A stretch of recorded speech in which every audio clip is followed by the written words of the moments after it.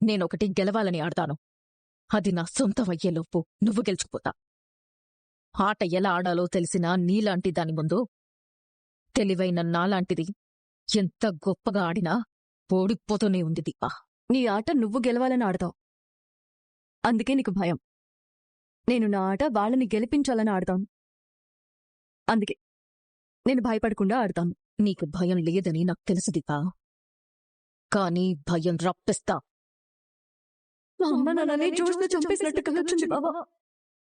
భయం చాలా విలువైనది దీపా, దాంతో ఆడకూడదు. నేను అదే చెప్తున్నాను జోష్నా. నీలాంటి దానికి భయం ఆట, నాకు సరదా.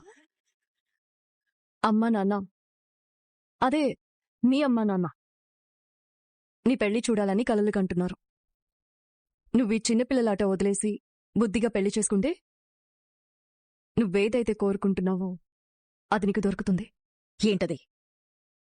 మనశ్శాంతి. ఇప్పుడు నీకది చాలా అవసరం. దీని గురించి ఒకసారి ఆలోచించు. అదే పెళ్లి గురించి.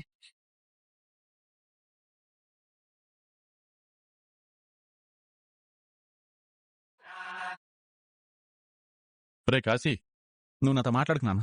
ఏమైందిరా? ఏమైందంటావేంటి? సర్వనాశనం చేసావు కదా. అన్ని కోల్పోయినా నేనేదో ఆశతో బతుకుతున్నాను. స్వప్న గురించి కాకపోతే నేను ఇక్కడ డ్రైవర్గా పనిచేయాల్సిన అవసరం నాకేంటి?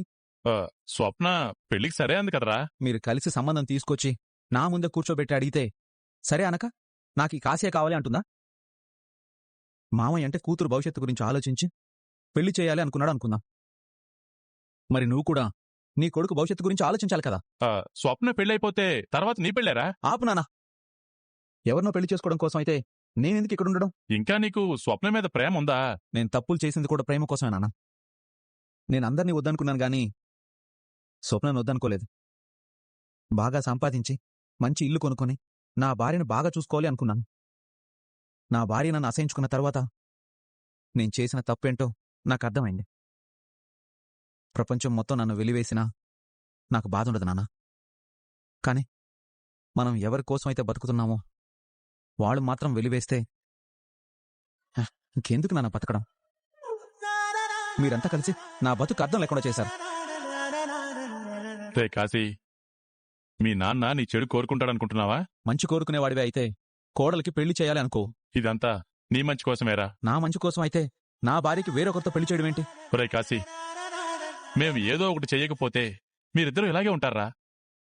అందుకే బాగా ఆలోచించి ఒక పెళ్లి సంబంధం చూశాం. నీ మీద కోపంతో స్వప్న సరే అందుకని తనకి పెళ్లి ఇష్టం లేదురా. విడాకుల కాగితం మీద సంతకం చేసిన తర్వాత నువ్వు కనిపించకుండా వెళ్ళిపోతే తన భర్త తనతో లేడు అన్న బాధ తనకి తెలిసేది. కాని నువ్వు తన కళ్ల ముందే ఉన్నావు. కన్నవాళ్లు కూడా తనను పువ్వుల్లో పెట్టి చూసుకుంటున్నారు. ఇంక బాధే ఉంటుందిరా. ఎన్నాళ్లున్నా ఎన్నేళ్లున్నా నువ్వు డ్రైవర్గానే ఉంటావు. తనలా బుక్స్ చదువుకుంటూనే ఉంటుంది. ఇది ఇలా కొనసాగకూడదనే ఈ పెళ్లి సంబంధం చూసింది. రే కాశీ, ఇప్పటినుంచి నువ్వు చేయాల్సిన పని ఒకటే. స్వప్నకి తనలో ఉన్న ప్రేమని గుర్తు చేయరా. నేనెందుకు కాశీని క్షమించకూడదనేలా ఏదో ఒకటి చేయరా. అప్పుడు ఈ పెళ్లిని ఎవరూ ఆపాల్సిన పనిలేదురా. తనే వద్దంటుంది. సత్యం అర్థమైందా? ఎవరు? మీ బావరా. చెప్పలుడు. ఏం చేస్తున్నావు మావయ్య? ఓ మంచి పని చేస్తున్నాను అల్లుడు. అయితే నువ్వు మరో మంచి పని కూడా చేయాలి మావయ్య. ఏంటల్లుడు? చెప్తాను, షాక్ అవ్వకు. ఏదో గట్టిగానే ప్లాన్ చేసినట్టున్నావు. అవును మావయ్య. కొందరిని దారిలోకి తీసుకురావాలంటే అశ్వత్థామ హతః కుంజరః అనాల్సిందే. నన్ను ధర్మరాజం చేయగలడు. ఇప్పటికే చాలా అబద్ధాలు చెప్పాను, చాలా నిజాలు దాచాను. అయితే ఈసారి ఓ అబద్ధాన్ని నిజం చెప్పు. ఎవరితో?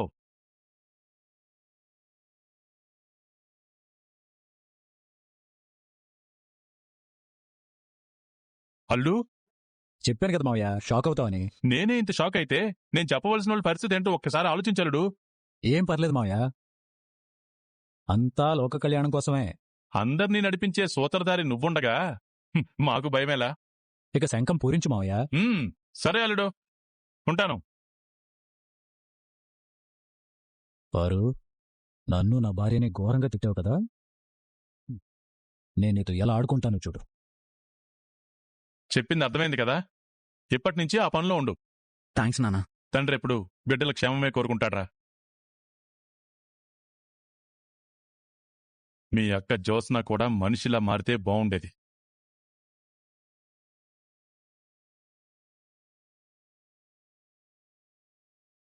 నువ్వు నా కూతురివి కాదని చెప్పు, ఇప్పుడే వీలునామా మారుస్తాను. నా కూతురు పెళ్లి చేసుకుంటుంది, పిల్లల్ని కంటుంది.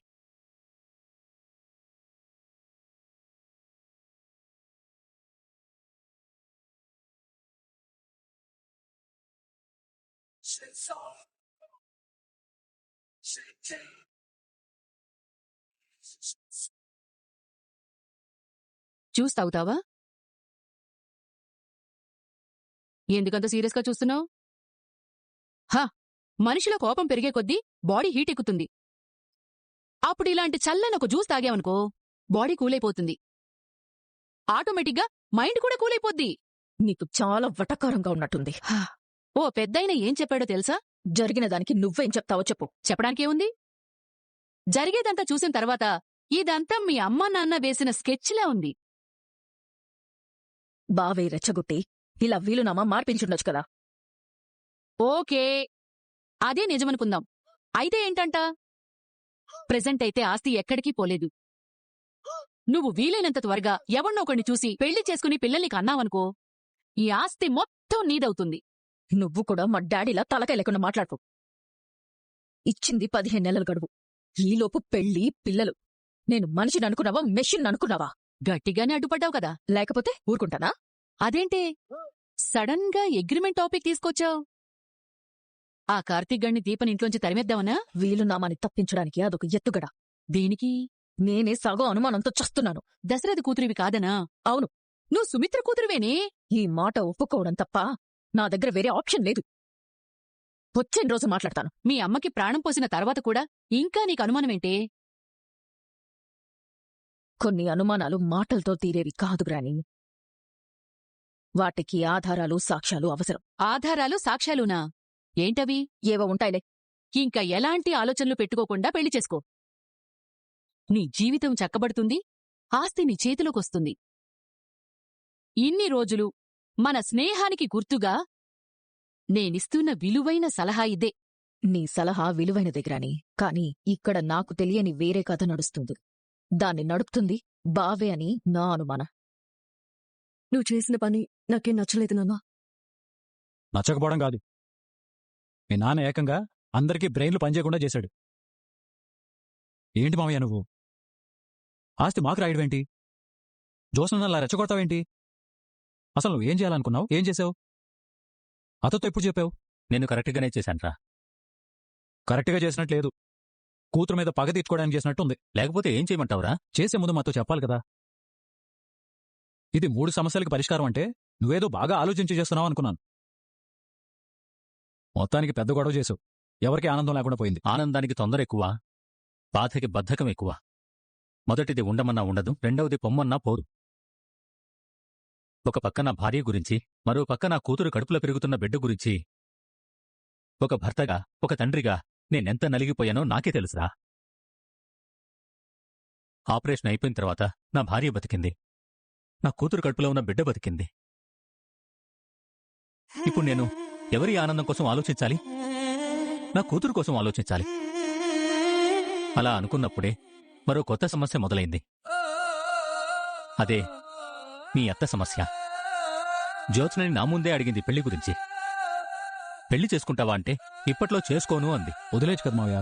కూతురు కోసం మీ అత్త ప్రాణాలే వదిలేసేలా ఉందిరా. అందుకే ఏం చెయ్యాలో అర్థం కాక సుమిత్ర గురించి ఆలోచించి ఒక నిర్ణయం తీసుకున్నాను. ఇదంతా ఎందుకు?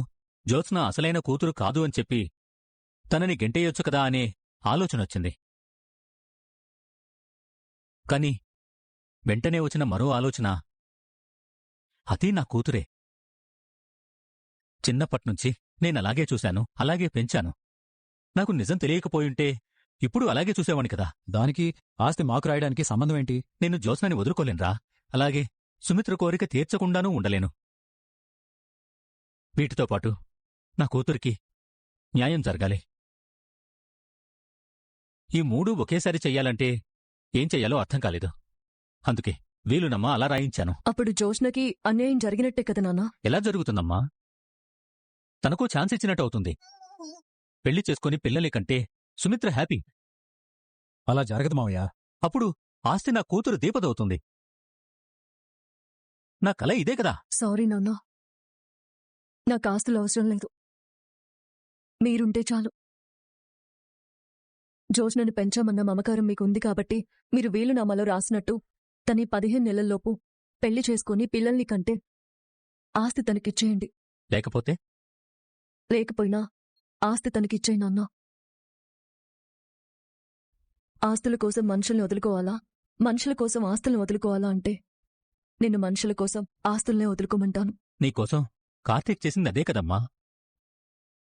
నిన్ను వద్దనుకుంటే వీడి జీవితం గొప్పగా ఉండేది. నిన్ను కావాలి అనుకున్నాడు కాబట్టే ఆనందంగా ఉంది. మనిషికి కావాల్సింది అదేనమ్మా. ఇది అర్థం కాకే జ్యోత్స్న తప్పుల మీద తప్పులు చేస్తోంది. నేను తన మీద ప్రేమ పెంచుకుంటే తను ఆస్తి మీద ప్రేమ పెంచుకుంది. నేను మనుషుల్ని కలుపుకుంటూ పోతుంటే తను చంపుకుంటూ పోవాలనుకుంది. ఏమో, రేపెప్పుడైనా నాకే హాని తలపెట్టచ్చేమో. చెప్పలేం కదా. లేదు నాన్నా, జోష్న ఇప్పుడు మీ కూతుర్నని నమ్ముతుంది. ఎన్నాళ్ళు నమ్ముతుందమ్మా? ఏదో ఒకరోజు మనం ఆడిందంతా అబద్ధమని తెలుస్తుంది. తను సుమిత్ర కూతురు కాదు, తను సుమిత్రకి డోనార్గా లేను అని తెలుస్తోంది. తను డోనర్గా ఉన్నట్టు మనం డాక్టర్తో చేయించిన ఇంజెక్షన్ గురించి తెలుస్తుంది. ఇవన్నీ బయటపడితే తను అసలైన కూతురు కాదన్న నిజం కూడా బయటపడుతుంది కదా. తండ్రినే చంపాలనుకున్న మనిషికి నన్ను ఏదో ఒకటి చేయడం ఒక లెక్క. అలాగని నేనేం తన మీద పగ పెంచుకోనో, తను నాశనమైపోవాలని కోరుకోవడం లేదమ్మా. ఒక తండ్రి తన కూతురు జీవితం ఎలా ఉండాలనుకుంటాడో, నేను నా కూతురు జ్యోత్స్న జీవితం కూడా అలాగే ఉండాలనుకుంటున్నాను. జరిగిన గొడవ చూస్తే నువ్వెక్కడ నిజం బయట పెడతావో అనుకున్నాను. నేను వీలునామా రాయడం వెనుక ఆ ఉద్దేశం కూడా ఉందిరా. జ్యోత్స్న తనంతట తానే నేను నీ కూతుర్ని కాదు అంటుందేమోనని చూశాను. ఆ తర్వాత అర్థమైంది తనిప్పుడు ఎటూ తేల్చుకోలేని స్థితిలో ఉందని. తను ఎలాగైనా ఉండని, తను కూడా నా కూతురేరా. నేనెప్పటికీ జ్యోత్స్న నా కూతురు కాదు అన్న నిజం నా నోటితో చెప్పలేనేమో అనిపిస్తోంది. నువ్వు తండ్రిలా ఆలోచిస్తున్నావు నాన్నా. జోష్న అది అర్థం చేసుకుంటే తనెంత అదృష్టవంతురాలో అర్థమవుతుంది. అలాంటి అదృష్టం నీకెప్పుడొస్తుందమ్మా? నువ్వుండాల్సిన స్థానంలో తనుంది. తను ఉన్నందుకు బాధలేదు. కాని నువ్వు ఆ స్థానంలో ఉండాలి కదా. లేదంటే నా ముందే మా పిన్ని లాంటి వాళ్ళు నిన్ను అనాథ అని, పనిమనిషి అని నోటికొచ్చినట్టు మాట్లాడతారు. నేను అడగలేక కాదమ్మా. అసలైన పనిమనిషి ఎవరో, పనిమనిషి కూతురెవరో తెలుసా పిన్ని అని నేనన్నానంటే మా పిన్ని తలెక్కడ పెట్టుకోవాలో తెలియక చస్తుంది. కాని నేనంత తేలిక బయటపడలేకపోతున్నాను. నేను రాసిన వీలునామా జ్యోత్స్నలో మార్పు తీసుకొస్తే నాకంటే ఆనందించేవాళ్లు ఎవరూ ఉండరు. వస్తుందిలే మావయ్య. రే అల్లుడు, నేను నీకోసం ఏదైనా చెయ్యాలనుకున్నాను, చేశాను. నాకేదైనా అయినా కూడా ఆస్తి మీకే వస్తుందిరా. దానికి కావలసిన ఏర్పాట్లు కూడా చేశాను. నువ్వే లేకపోతే మాకీ ఆస్తులెందుకు నాన్నా? నువ్వే మా ఆస్తి, మన కుటుంబమే మా ఐశ్వర్యం. మీరంతా నాతో ఉంటే చాలు నాన్నా. నేనా దేవుణ్ణి ఇంతకు మించేమీ కోరుకోవడం లేదు. నువ్వు నా బంగారు తల్లివమ్మా. కూతురు బంగారు తల్లి, నువ్వు బంగారు తండ్రి. నేనే ఏటూ కాకుండా మిగిలిపోయాను. నీకేమైందిరా? ఆస్తి కోసం నీ చేత వీలునామా నేనే కావాలని అలా రాయించాను అనుకుంటున్నారు. ఆనుకొనిరా. నువ్వు నా అల్లుడివి. ఎప్పటికైనా మీదే ఇదంతా. మనమిలా అనుకుంటున్నాం, జోస్న అలా అనుకోదు మావయ్య. ఈరోజు జరిగిన గొడవలో నువ్వు అంత రెచ్చగొట్టినా బయటపడలేదంటే ఏదో చాలా పెద్ద ప్లాన్లోనే ఉందని అర్థమవుతుంది. నాకు తెలిసి తను నిజం తెలుసుకునే ప్రయత్నం చేస్తూ ఉండాలి.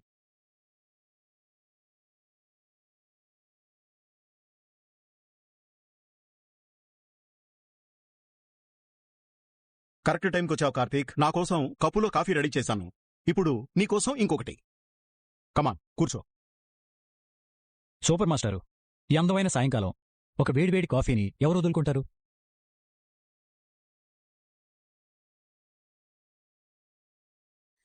ఏమైంది కార్తీక్?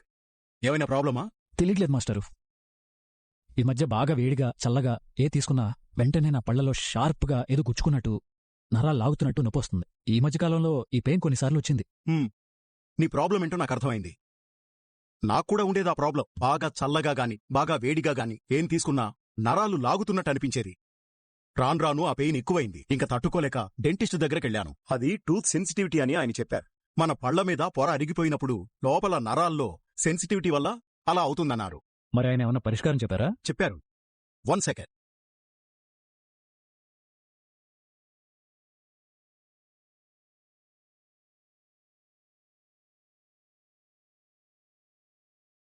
ప్రతిరోజు సెన్సోడైన్తోనే బ్రష్ చేసుకోమని సజెస్ట్ చేశా. చూడు, నిజంగా దీన్ని వాడడం మొదలుపెట్టిన తర్వాత ఆ జివ్వుమనే పెయిన్ నుంచి బాగా రిలీఫ్ వచ్చింది. ఇది నాకు చాలా బాగా పనికొచ్చింది. సో ఇప్పట్నుండి సెన్సోడైన్తోనే ప్రతిరోజు బ్రష్ చేయడం స్టార్ట్ చేయి. బాగా రిలీఫ్ వస్తుంది. Thank you master. ఇవాటి నుంచే సెన్సోడైన్ వాడటం మొదలు పెడతాను. కార్తీక్, రోజు సెన్సోడైన్తో బ్రష్ చేసుకో, మర్చిపోకు. ఓకే.